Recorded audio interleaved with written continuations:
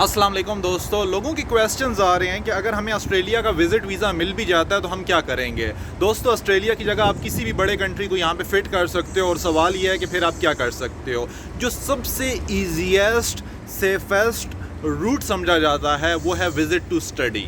Visit to study का मतलब ये है कि अगर आप किसी भी बड़े कंट्री में होते हो और वहाँ पे विज़िट वीज़ा पे पहुँच जाते हो, इवन अगर आपकी एज ज़्यादा भी है, अगर इवन आपकी एजुकेशन कम भी है, अगर आपके पास जो है वो नॉर्मली आपको अपने होम कंट्री से स्टडी वीज़ा नहीं मिलता, तो विज़िट पे अगर आप किसी भी बड़े कंट्री में जाते हो वहाँ पे स्टडी वीज़ा गेट करना बहुत आसान हो जाता है। मेरे सामने dozens and dozens of examples हैं जिन्होंने विज़िट वीज़ा गेट किया और उसके बिहाफ पे स्टडी वीज़ा का रूट इस्तेमाल किया और स्टडी वीज़ा फिर आपको वर्क परमिट दिलाती है। वर्क परमिट से आप पीआर या सिटीज़नशिप की तरफ चले जाते हो। अब सवाल ये है कि क्या डिफरेंस होता है जब आप अपने होम कंट्री से अप्लाई करते हो और जब आप किसी बड़े कंट्री में जाके अप्लाई करते हो। हम एग्जांपल ले रहे हैं ऑस्ट्रेलिया की।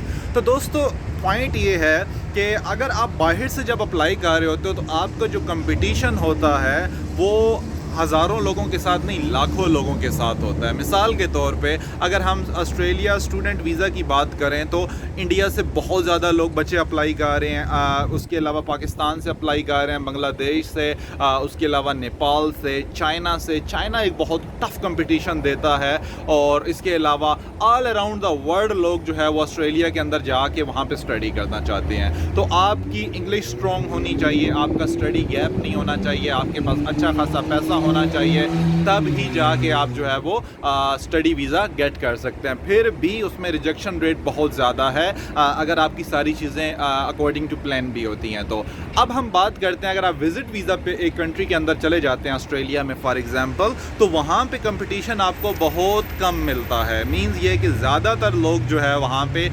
सिटीज़न होते हैं, पीआर होते हैं, वर्क परमिट पे होते हैं, ऑलरेडी स्टडी वीज़ा पे होते हैं। तो बहुत कम लोग होते हैं जो स्टडी वीज़ा अप्लाई कर रहे होते हैं, वहाँ के लोकल स्टूडेंट्स होते हैं, जिसकी वजह से अगर आपकी एज ज़्यादा भी है तो आप अप्लाई कर सकते हो। बहुत ज़्यादा लोगों को प्रॉब्लम आती है, उनकी एज ज़्यादा हो चुकी होती है और वो स्टडी वीज़ा अप्लाई नहीं कर सकते। सेकंड नंबर पे अगर आपके पास एजुकेशन कम भी है, ठीक है, अगर आप फॉर एग्जांपल ओनली +2 हैं, आपके पास बैचलर डिग्री या मास्टर डिग्री नहीं है, तब भी आप अप्लाई कर सकते हो। एंड थर्ड नंबर पे आपकी सक्सेस रेशो बहुत बढ़ जाती है। आपको पता है कि सक्सेस रेशो हमेशा आपकी एज ज़्यादा होने की वजह से और एजुकेशन कम होने की वजह से और आइल्स में या इंग्लिश लैंग्वेज का स्कोर कम होने की वजह से रिजेक्शन रेट ज़्यादा होता है। तो अगर आप एक कंट्री के अंदर होते हैं, हम बात करें ऑस्ट्रेलिया की, तो वहाँ पे आपका सक्सेस रेट जो है वो बढ़ जाएगा।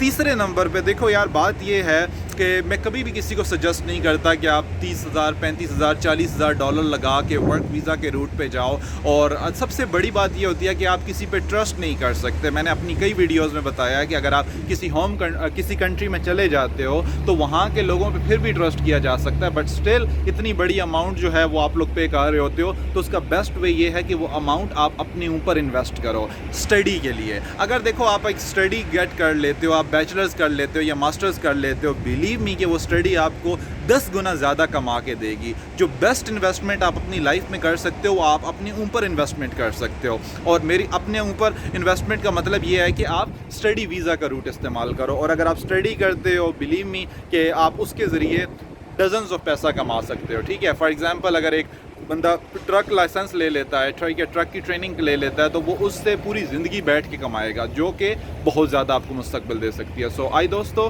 ट्रक जो है वो स्टडी वीज़ा का बेस्ट रूट है, आपको जो ज़रूर इस्तेमाल करना चाहिए।